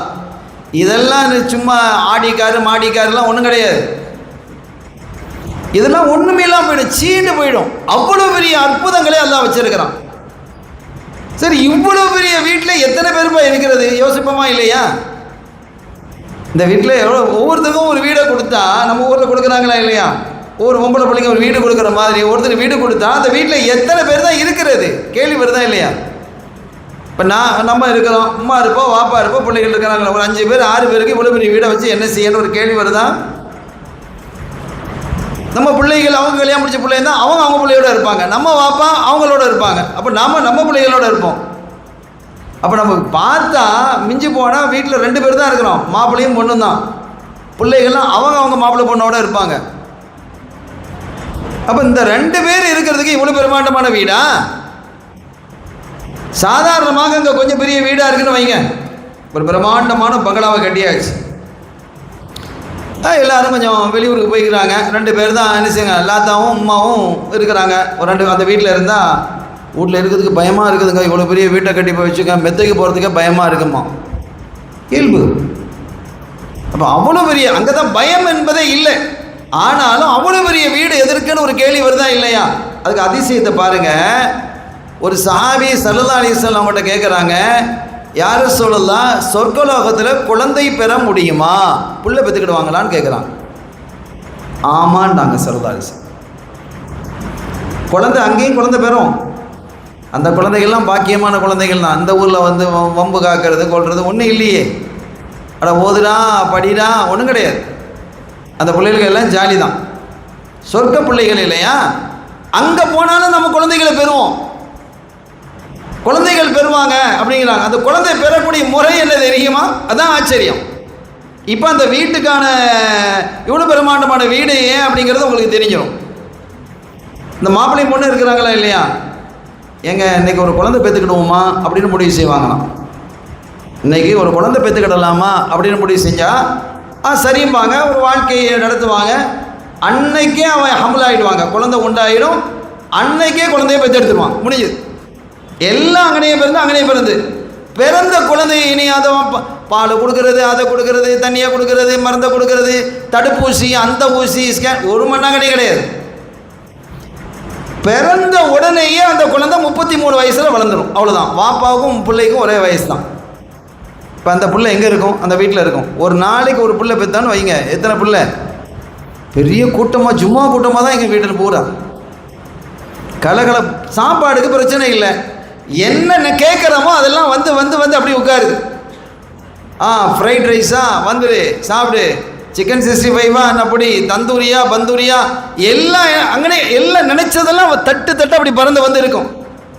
மாயிதாக்கள் உணவு மறைவிகளாக இருக்கும், அற்புதமான உணவுகள் இருக்கும். அல்லாஹ் நம்ம எல்லாத்தையும் அல்லாஹ் அங்கே ஒன்று சேர்ப்பானாக. இப்படியான காட்சிகளை கண்மணி ஸல்லல்லாஹு அலைஹி வஸல்லம் அவர்கள் சொர்க்கலோகத்தினுடைய காட்சிகள், நரகத்தினுடைய காட்சிகள் இதெல்லாம் பார்த்துட்டு போகிறாங்க. நரகத்தை பற்றி நம்ம இப்போ பேச வேணாம். அதையெல்லாம் தாண்டி சித்ரத்துல் முன்தஹாக்கு போகிறாங்க. சித்ரத்துல் முன்தஹாண்டா என்ன? முன்தஹாண்டா பார்டர், எல்லை. அதை தாண்டி யாரும் போக முடியாது, அதான் முன்தஹா. சித்ரா அப்படின்னு சொன்னால் இழந்த மரம். இழந்த பழத்தை சாப்பிடுங்கன்னு ஹதீஸ் இருக்கு. இழந்த பழம் இருக்க சாப்பிடுங்கன்னு ஹதீஸ் இருக்கு. இந்த இழந்த பழம் இவ்வளோ பெருசு பெருசாக விற்கிறாங்களா இல்லையா, அதுக்கு மெட்ராஸ் இழந்தேன்னு நம்ம பேர் வச்சுக்கிறோம். அதெல்லாம் ரொம்ப காலத்துக்கு முன்னெல்லாம் அதெல்லாம் நம்ம பார்க்கவே இல்லை, அதெல்லாம் உருவாக்கப்பட்டுருச்சு. இந்த இழந்த பழம்னு சொன்னால் இந்த வட்டமாக இருக்க நரி இழந்தேன்னு சொல்கிறாங்கல்ல, நம்ம ஊர்லெலாம் இந்த இழந்த மரங்கள் இருந்தது, இப்போ அதெல்லாம் காணோம். அதுதான் இழந்த பழம். அந்த இழந்த பழத்தை சாப்பிடுங்கிறாங்க ஸல்லல்லாஹு அலைஹி வஸல்லம். அது இது இருக்கு, அது நல்லதுங்கிறாங்க. இந்த இழந்த பழம் இல்லை, அந்த அசல் இழந்த பழம்னு ஒன்று இருக்குல்ல, அல்லாஹ் நமக்கு தந்திருக்கக்கூடிய அந்த நியாமத்து இருக்க, சிகப்பாக இருக்கும், பச்சையாக காயாக இருக்கும், அப்படியே சிகத்து வரும், குழு குழுன்னு இருக்கும். அது ஸ்கூலுக்கு போயிட்டு வரும்போது வெளியில் அதை வச்சு விற்றுக்கிட்டு இருப்பாங்க. அதில் சர்க்கரை இதெல்லாம் கொஞ்சம் போட்டு இதெல்லாம் போட்டு அதை இழந்த பழம் ஜூஸ் இது மாதிரிலாம் வச்சுருப்பாங்க. ஒரு ஊறுகாய் மாதிரிலாம் செஞ்சு தருவாங்க. எல்லாம் போயிடுச்சு. அப்போ அந்த இழந்த மரம், அது அந்த இலந்தை மரத்தில் வந்து கோடிக்கணக்கான இலைகள் இருக்கிறது. அதனுடைய அழகை வர்ணிக்க முடியாதுங்கிறாங்க ஸல்லல்லாஹு அலைஹி வஸல்லம். மனிதர்களை அவ்வளவு அழகு, அதிலிருந்து ஒளி கீற்று அப்படியே வீசிக்கிட்டு இருக்குது. அதான் பிராட்காஸ்ட், அல்லாஹ்வினுடைய கட்டளைகள் உருவாகக்கூடிய வெளியாகக்கூடிய இடம். அல்லாஹ்வுடைய கட்டளைகள் வெளியாகக்கூடிய இடம். அல்லாஹ் என்ன கட்டளைகிறானோ அந்த கட்டளையை எடுத்து மலக்குமார்கள் செய்வாங்களா இல்லையா, அதெல்லாம் அந்த இடத்துல போய் தான் என்ன செய்ய பிராட்காஸ்ட். உடனே அங்கே இதை எடுத்துக்கிட்டு மலக்குமார்கள் அவங்களுடைய அந்த காரியத்தை, மீகாயில் அலைஹிஸ்ஸலாமோ இஸ்ராயில் அலைஹிஸ்ஸலாமோ எல்லாம், எந்த மலக்குமார்கள் ஜிப்ரீல் அலைஹிஸ்ஸலாம் முதல் கொண்டு எல்லாருக்கும் அங்கே தான் ஆர்டர் பிறக்கும். அங்கே போங்கன்னு சொல்லி அல்லாஹ்வுடைய கட்டளைகள் பிறக்கக்கூடிய இடம் அது. சப்தம் இருக்காது, ஆனால் செய்தி இருக்கும். சப்தம் இந்த தானே காதால் கேட்க முடியும், நம்ம கேட்குறோம், நமக்கு அவ்வளோதான் அறிவு, அந்த அளவுக்கு தான் உட்பட்டது. அது கல்பை கடந்தது, கற்பனை பண்ண முடியாதுன்னு சொல்லிட்டாங்க. அப்போ அந்த இடம், இதில் என்ன பெரிய ஆச்சரியம் கேட்டால், கோடிக்கணக்கான இலைகள் இருக்கிறது. அந்த ஒவ்வொரு இலையிலையும் ஒவ்வொரு மனுஷனுடைய பெயர் இருக்கு. இந்த உலகத்தில் எத்தனை பேர், இப்போ நீங்கள் 800 கோடி பேர் இருக்கிறோன்னு வைங்களேன், ஒரு கணக்கு சொல்கிறோம். 800 கோடினா கொஞ்சம் முந்தி இருக்கும் பிந்தி இருக்கும். ஆனால் ஒரு ஆவரேஜ் பார்க்கும்போது ஒரு 800 கோடி பேர் இருக்கிறான். 800 crores மக்கள் இருக்கிறாங்க. அப்போ 800 கோடி இலை அங்கே இருக்கு. இப்போ ஒரு இலை உதிர்ந்துருச்சு, ஆள் அவுட்டுங்க, அவ்வளோதான். ரூஹ் முடியுதுன்னு அர்த்தம், வாழ்க்கை முடியுதுன்னு அர்த்தம். அந்த ஒரு இலையினுடைய அளவை குறித்து அறிஞர்கள் எழுதுகிறாங்க. எவ்வளோ பெரிய இலையாக இருக்கும். சில இலையெல்லாம் கொஞ்சம் பெருசாக இருக்குமா இல்லையா? நீங்கள் முன்னாலேலாம் இப்போ நம்ம பள்ளிவாசல் நோன்பு திறக்க வர்றோமே, நோன்பு திறக்க வரும்போது என்ன செய்கிறாங்க, ஈச்சப்பழம் தர்றாங்க, சில இடங்களில் வடை தர்றாங்க, சட்னி தர்றாங்களான்னு தெரியல. முன்னால் சட்னி கொடுப்பாங்க. பள்ளிவாசல் நம்ம போகும்போது சட்னி, அந்த சட்னி எதில் தருவாங்க தெரியுமா? இந்த பூசணி இலையில தான் வச்சு தருவாங்க. அதெல்லாம் நினைவுபடுத்த வேண்டியிருக்கு. இந்த பிள்ளைகளுக்கெல்லாம் இது ஆச்சரியமாக இருக்கும். பூசணி மரம் இருந்தது. முதல்ல பூசணி மரம் தான் என்னன்னு தெரியுமான்னு தெரியல இந்த பிள்ளைகளுக்கெல்லாம். பூசணி மரம்னு ஒரு மரம் இருந்து இங்கே கூட இருந்தது, இருக்கா? அப்போ பூசணி மரம் இருந்தது. அந்த மரத்தினுடைய இலை இருக்க, அந்த இலையில என்ன கழுவி வச்சுருவாங்க. கழுவி வச்சு தான் அந்த சட்னியை வச்சு அப்படி அந்த அந்த அதுக்கு ஒரு காம்பு இருக்கும், அதை ஒரு குழி போட்டு ஒரு ஓட்டை போட்டு மூடி வச்சுருவாங்க. இப்படி வச்சு தருவாங்க. அழகாக இருக்குது அதெல்லாம். இப்போ அந்த சித்ரத்துல் முன்தஹாவினுடைய இலை இருக்குதே, அந்த ஒரு இலையினுடைய அளவு என்ன தெரியுமா? தாமரை இலையை நீங்கள் பார்க்குறீங்களா, கொஞ்சம் பெருசாக இருக்கும். ஆனால் சித்ரத்துல் முன்தஹாவினுடைய ஒரு இலையை கொண்டு இந்த உலகத்தை மூடிவிடலாம். நீங்கள் யோசிங்க, ஒரு இலையை கொண்டு இந்த உலகத்தை மூடிடலாமா? இப்போ 800 கோடி இலை இருக்குன்னா அந்த மரத்தினுடைய பிரம்மாண்டம் என்னன்னு நீங்கள் யோசித்து பார்க்கணும். முடியாது, சிந்திக்க முடியாதுன்னு ரசூல் சொல்லிட்டாங்க ஸல்லல்லாஹு அலைஹி வஸல்லம். நீங்கள் சிந்திச்சு பார்க்கவே முடியாது, உங்களுடைய கற்பனைக்கு அடப்படாதுங்கிறாங்க. அவங்க பார்த்துட்டு வந்தவங்க தானே, அவங்க பார்த்துட்டு வந்தவங்க, அதனால் அவ்வளவு அழகாக இருக்கும். அப்போ அது வரைக்கும் ஜிப்ரீல் அலைஹிஸ்ஸலாம் அவர்களோட தான் யார் போகிறா? கண்மணி ஸல்லல்லாஹு அலைஹி வஸல்லம் போகிறாங்க. மக்காலிருந்து காபாலிருந்து பைத்துல் முகத்தஸ் வரைக்கும் புராக்கில் போனாங்க மேராஜுக்கு. அங்கிருந்து வானத்துக்கு லிஃப்ட்டில் ஏணியில் போனாங்க. முதலாவது வானத்திலிருந்து 7வது வானம் வரைக்கும் மலக்குமார்களுடைய ரெக்கையில் ஏறி போனாங்க. 7வது வானத்திலிருந்து சித்ரத்துல் முன்தஹா வரைக்கும் ஜிப்ரீல் அலைஹிஸ்ஸலாமுடைய ரெக்கையில் போனாங்க. ஃப்ளைட் அது லேசான, அதெல்லாம் டேக்கப் ஆனாலே ரொம்ப பிரம்மாண்டமாக இருக்கும், அவ்வளோ அழகாக இருக்கும் ஃப்ளையிங். இந்த ஃப்ளைட்லாம் மேகத்துக்குள்ளே போயிட்டால் பட பட படன்னு ஆடுது. நல்ல மேகம் அடர்த்தியதுன்னு வைங்க, எப்படி இருக்கும்? ஏர் பேக் ஆயிருந்தா கீழே பொத்துன்னு உளுந்து பிறக்கும். எல்லாம் உயிர் போய் உயிர் வரும். அந்த எந்த இது இருக்காது. அவ்வளோ ஸ்மூத்னஸ் ஜிப்ரீல் அலைஹிஸ்ஸலாம் இதில் பிறந்தான்னு சொன்னான். அவ்வளவு ஆற்றல் அல்லாஹ் அவங்களுக்கு கொடுத்துருக்குறான். அப்போ அதில் போய் ஜிப்ரீல் அலைஹிஸ்ஸலாம் அவர்களோட மேலே அந்த சித்ரத்துல் முன்தஹாக்கு வந்து இறங்குறாங்க. அப்போ தான் அந்த காட்சிகள்லாம் பார்க்குறாங்க. அங்கே நிறைய நபிமார்களும் அங்கே வந்து சந்திக்கிறாங்க. திரும்பவும் நபிமார்களும் அங்கே வந்து சந்தித்ததாக ஒரு செய்தி இருக்கிறது. அவர்களுடைய கோரிக்கைகளை வைத்ததாகவும் செய்திகள் இருக்கிறது.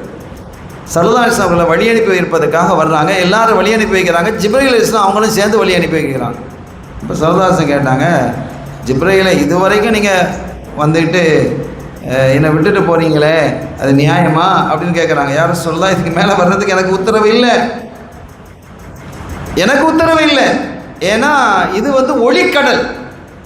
இனி நீங்கள் போகிறது ஒளிக்கடல். அது பல கடல்கள் இருக்கிறது. நான் உள்ள நுழைஞ்சேன்னு வைங்க, அந்த ஒளியில் நான் எரிஞ்சு போயிடுவேங்கிறாங்க, கரிஞ்சு போயிடுவேங்கிறாங்க.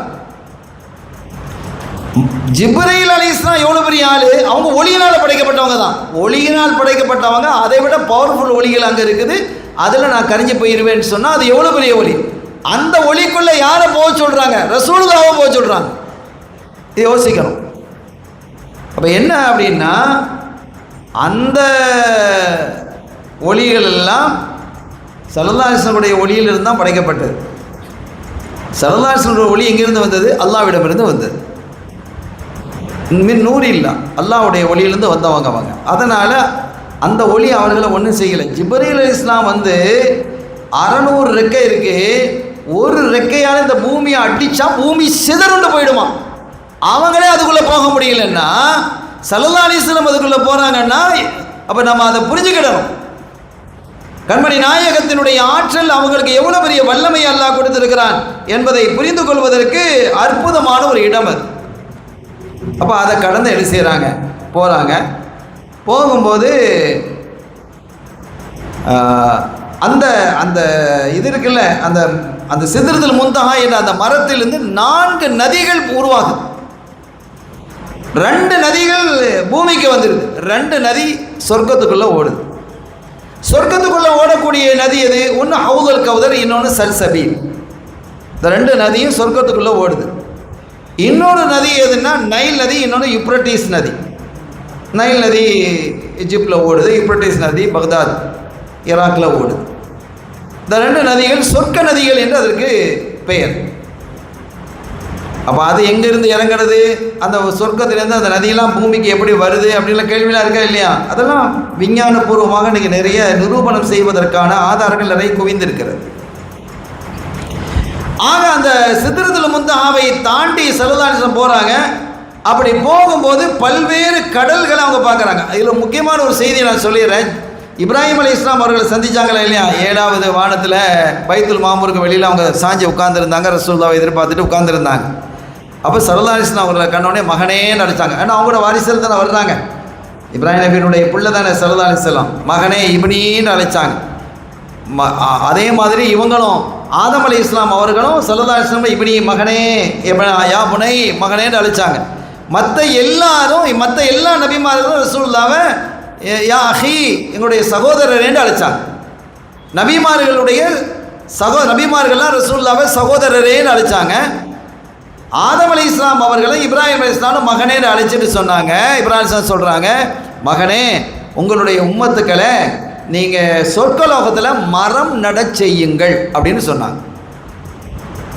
சொர்க்கலோகத்தில் நம்ம மரத்தை நடணுமா? அந்த மரத்தை நட்டுட்டா அந்த மரம் நமக்கு தான். அப்போ நம்ம என்னதாகிடுது? நமக்கு சொர்க்கம் கன்ஃபார்ம் ஆகுதா இல்லையா? அதுக்கு எவ்வளோ கிருபை அல்லாஹ் இந்த இப்ராஹிம் அலைஹிஸ்ஸலாம் மூலமாக வெளிப்படுத்தினான்னு பாருங்கள். உங்களுடைய உம்மத்தை சொர்க்கலோகத்திலே மரம் நட செய்யுங்கள் நாயகமே அப்படின்ட்டு, மகனே அப்படின்னோடனே அது எப்படின்னு சல்லல்லாஹு கேட்குறாங்க. லா ஹவுல வலா குவத்த இல்லா பில்லாஹில் அலியில் அலீம். இது ஒரு ரிவாயத். இன்னொரு ரிவாயத்தில் சுப்ஹானல்லாஹி வ பிஹம்திஹி சுப்ஹானல்லாஹ் வல்ஹம்துலில்லாஹ் வலா இலாஹ இல்லல்லாஹு அல்லாஹு அக்பர். ஒன்று லா ஹவுல வலா குவத்த இல்லா பில்லாஹ், அல்லது சுப்ஹானல்லாஹ் வல்ஹம்துலில்லாஹ் வலா இலாஹ இல்லல்லாஹு அல்லாஹு அக்பர். இதை யார் சொல்கிறாங்களோ அவங்க சொர்க்கலோகத்தில் மரம் நடுறவங்க. அப்போ ஒரு தடவை சொன்னால் ஒரு மரம், 2 தடவை சொன்னால் 2 மரம், 1000 தடவை சொன்னால் 1000 மரம். பெரிய தோப்பு தான். நல்ல ஜாலியாக குளிக்கலாம். தோப்புக்கு போகிறதுனா பிள்ளைகளுக்கு சந்தோஷம் தானே. அந்த தண்ணீர் அருமையான தண்ணீராக இருக்கும். அந்த தோப்பு ரொம்ப மதுரமாக இருக்கும். அப்போ இதையெல்லாம் ஸல்லல்லாஹு அலைஹி வஸல்லம் அவர்கள் கடந்து அந்த சித்ரத்துல் முன்தஹாவையும் கடந்து என்ன செய்கிறாங்க? அல்லாஹ் அந்த கடல்கள் வலிமையான கடல்கள் இருக்கிறது. அந்த கடல்களை எல்லாம் தாண்டி என்ன செய்கிறாங்க? போகிறாங்க. அந்த கடல்களை பற்றி எழுதும்போது ஒரு கடலில் முதல்ல பார்க்குறாங்க, வெண்மை நிற கடல். அப்படி பால் மாதிரி இருக்குது கடல். நம்ம கடலில் நீலக்கடலில் செங்கடல் இருக்குது, கருங்கடல் இருக்குது. வெண்மை வெளியேன்னு இருக்கக்கூடிய கடல். அதற்கு அடுத்த ஒரு கடலை பார்க்குறாங்க, செவந்த கடலாக இருக்கிறது. அதற்கு அடுத்த ஒரு கடலை பார்க்குறாங்க, மஞ்சேன்னு இருக்குது. அதற்கு அடுத்த ஒரு கடல் கருப்பு கடலாக இருக்குது. இது அல்லாமல் திரைகள் 70,000 ஒளியிலான திரைகள். இதையெல்லாம் கடந்து தான் கண்மணி முஹம்மது ரசூலுல்லாஹி ஸல்லல்லாஹு அலைஹி வஸல்லம் அவர்கள் அல்லாஹ்வை சந்திக்கிறதுக்கு போகிறாங்க. எதில் போகிறாங்க? ரஃப் என்ற வாகனம். அந்த வாகனத்துக்கு பேர் என்ன? ரஃப் அப்படிங்கிற வாகனத்தில் அவங்க போகிறாங்க. அப்படி அவர்கள் சென்று அவர்கள் அரிஷை நெருங்குறாங்க. அரிஷை நெருங்கிய போது அரிஷனுடைய பிரம்மாண்டத்தை பற்றி மித்ரி அழகாக சொல்லுது. முதல்ல அதான் பற்றி அரிஷை பற்றி மட்டுமே பேசலாமான்னு பார்த்தேன். சரி, மற்ற செய்திகளும் சொல்லுங்கிறதுனால இப்போ அறுதை விட்டுட்டோம். அரிஷை பற்றி செய்திகள் அற்புதமாக இருக்குது. அரிஷை எவ்வளோ பிரம்மாண்டமானது, அது எவ்வளோ வலிமையானது, எவ்வளோ உயரமானது, அப்படியெல்லாம் இருக்குது. இப்போ அந்த அரிஷை என்ன செய்கிறாங்க? கண்மணி நாயகம் ஸல்லல்லாஹு அலைஹி வஸல்லம் கடந்து போகிறாங்க. போகும்போது அவர்களுடைய முந்தானையை அரிசி பிடிச்சிக்கிட்டு அந்த அரிசி தேங்க்ஸ் சொல்லுது, நன்றி சொல்லுது ஸல்லல்லாஹு அலைஹி வஸல்லம் அவர்களுக்கு. ஏன் அப்படின்னு கேட்குறாங்க. யாரும் சொல்லலாம், அல்லாஹ் என்னை படைத்து லா இலாஹ இல்லல்லாஹ் என்று அந்த ஜலாலாவை எழுதினான். ஜலாலியத்துன்னா ரொம்ப பவர்ஃபுல்.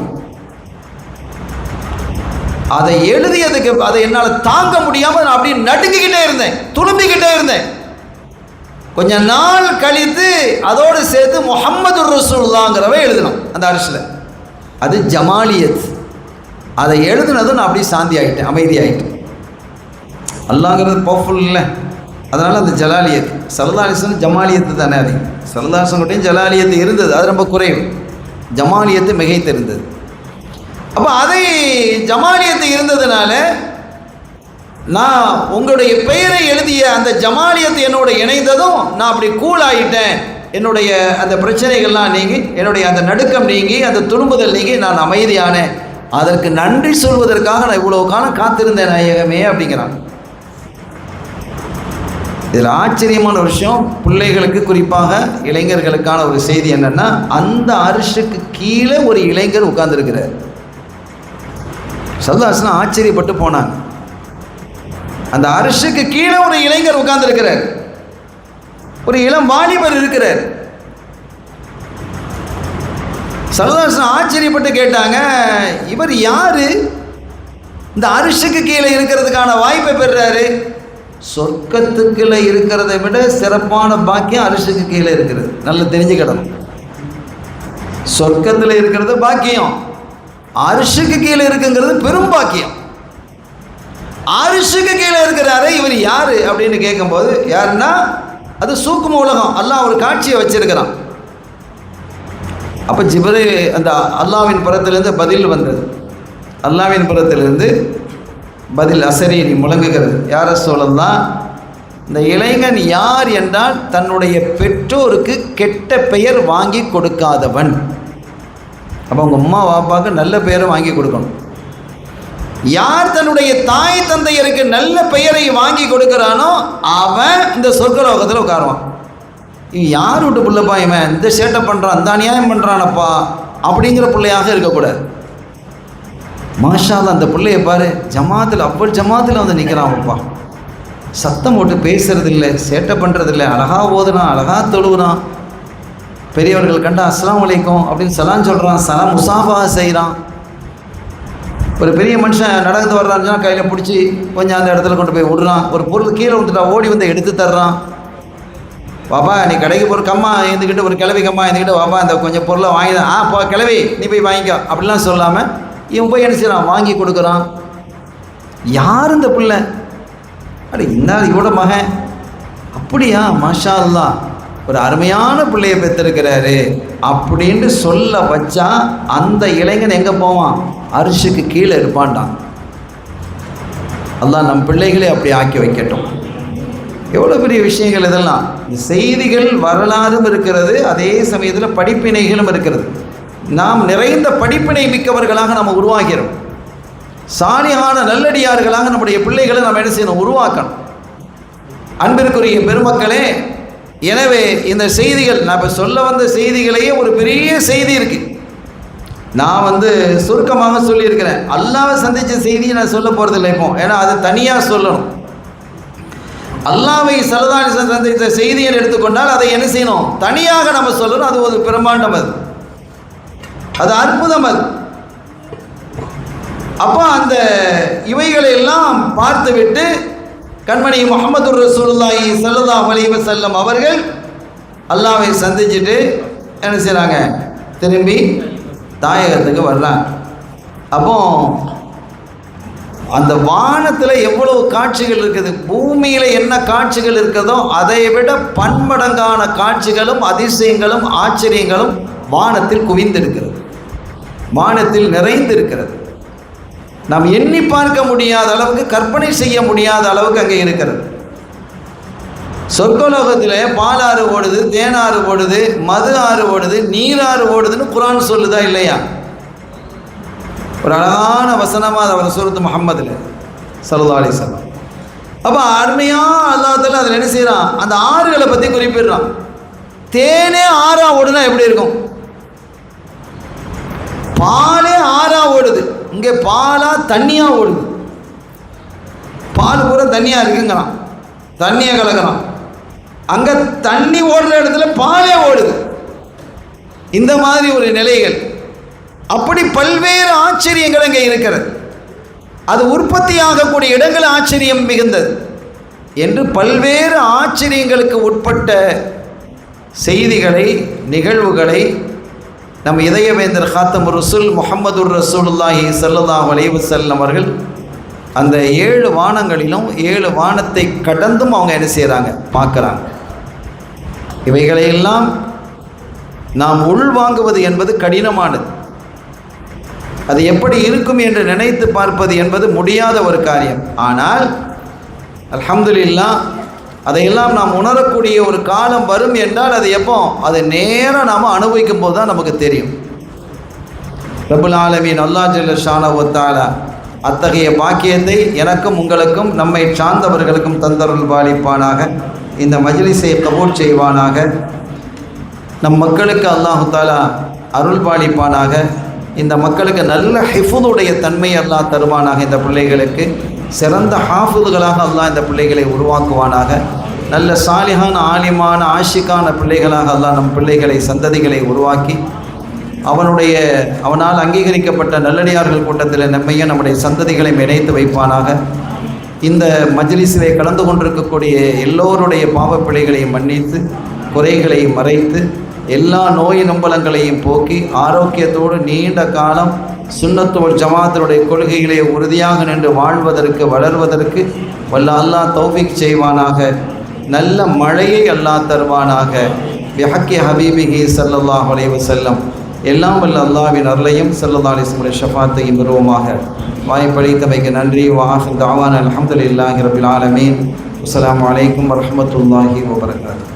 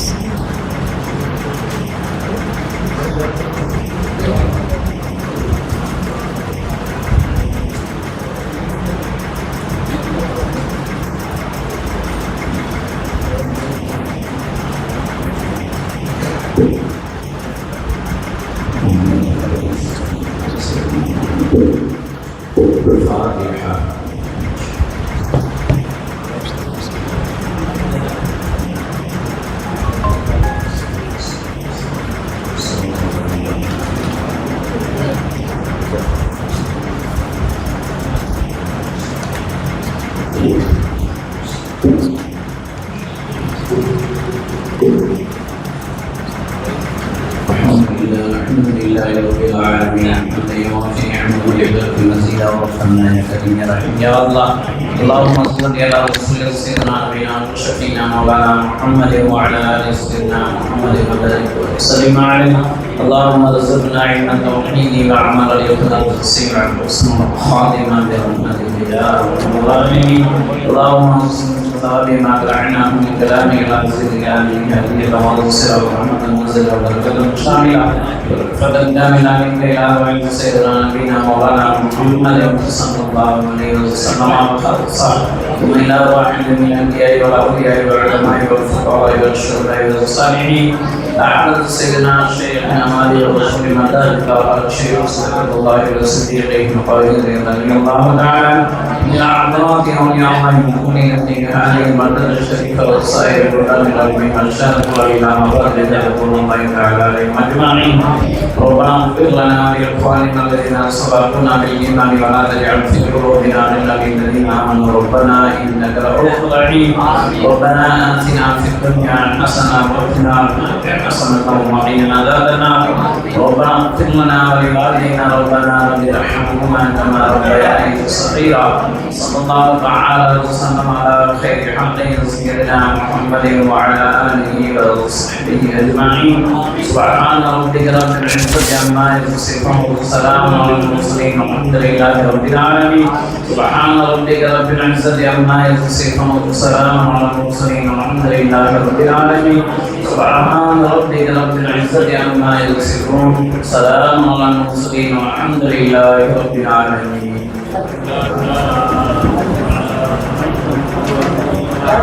صلى الله عليه